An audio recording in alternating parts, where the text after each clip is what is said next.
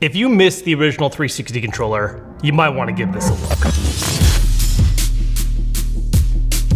Hyperkin is an accessory and hardware manufacturer that, to be perfectly honest, I have had very mixed feelings on. They've made some stuff that I think is really cool and I've enjoyed using, and other stuff where not so much. But in the camp of stuff that I have really liked and enjoyed, one of my favorites was their replica of the Duke controller. This was an officially licensed by Xbox controller made by Hyperkin that replicated the look and feel of the original Xbox Duke controller, while adding just a little bit of its own updates and changes, while also making it a controller used for modern day systems. And now, 5 years later, they're at it again for the 360 with the Xenon wired controller. This is a replica of the original 360 controller that has a couple additional buttons to make it work on modern systems. Obviously, you can use it with PC like you would an original 360 controller, or you could of course use it with the current Xbox Series systems or the Xbox One systems from last gen.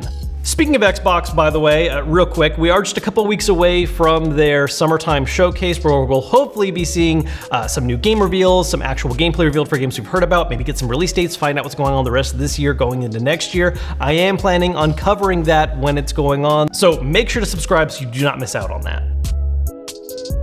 Now, as of the time that I'm making this video, this controller has not actually officially released yet. Hyperkin sent this over in its different colors for me to check out and try out. So I put some time into it, playing a bunch of actually either 360 backwards compatible games or Xbox One games that were remakes or remasters of 360 games, and then also feeling it out compared to the original 360 controllers that I have on hand to really see how it stacks up to that original feeling. And I gotta say, it comes way closer than I thought it would. You know, going back and forth between them and feeling things out, again, the 360 controllers I have are a little bit aged, so there is some things to put in account there. But even with that in mind, the way that the triggers, front-facing buttons, D-pad, sticks, all of them actually feel very similar. I would hesitate to say that they are identical, but it honestly comes so close in a lot of instances that I think for a lot of people, it practically is. The left and right bumper in particular feel pretty much the same as the original controller.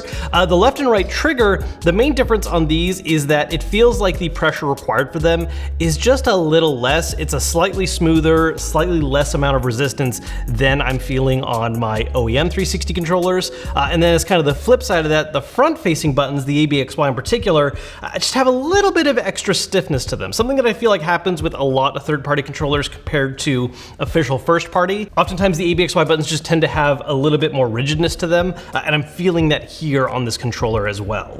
D-pad feels great and is another one of those things that feels pretty much the same as the original.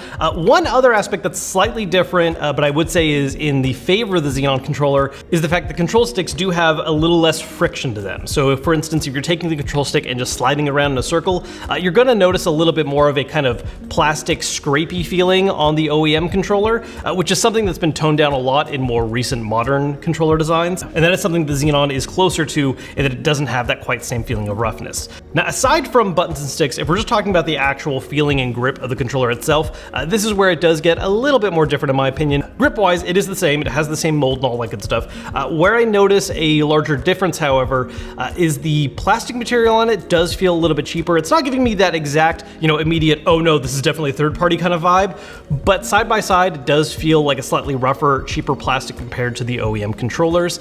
And then this other one's a little bit more, your mileage may vary depending on what you grew up playing on, but the controller does feel just a bit too light to me. A large part of this is the fact that I did not really use the wired 360 controller back in the day. I was relying a lot more on the wireless designs, like this one right here, which have the battery pack, and the batteries obviously add a nice bit of hefty weight to the controller, which you're not getting at all in the Xenon. This is something I've mentioned pretty much every controller video I talk about. I'm always a fan of having a little bit of heft to my controller, so the lightness of it is something that I'm a little more mixed on. But if you are coming from having used the wired 360 controller a lot and you want that same feeling of weight on it, that is something where this is gonna come a little more closer to that style, because it is in and of itself a wired controller. Feature-wise, obviously, there are some updates and changes here compared to the original controller. While it is a wired controller, it is not hardwired in. It is a USB-C connection that comes with a USB-C to USB-A cable, so you can just plug that into your system when you want to use it. Obviously, on the bottom here, it's using a more traditional audio jack as opposed to the more specialized designs that are on 360 controllers to use with 360 headsets. One other feature worth noting is that, like the original 360 controller, the Xenon does also have a rumble feature built in that by modern standards does feel like a slightly more outdated rumble, but that's kind of the point. It feels a lot like the rumble on a 360 controller, where it's just kind of one setting that just goes off whenever it shakes. And I actually kind of appreciate that, given the fact that this is, again, a replica of the 360 controller. And you'll notice when looking at the central menu buttons here, not only have they updated these symbols to reflect their new meanings that have changed since 360, but you have this additional third button here that is the share button.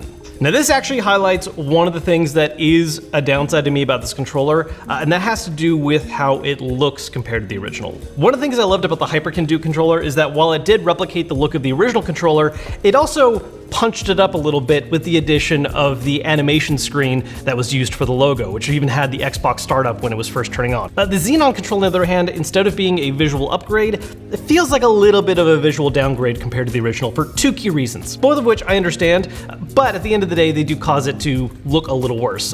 First off, the menu buttons that we were talking about.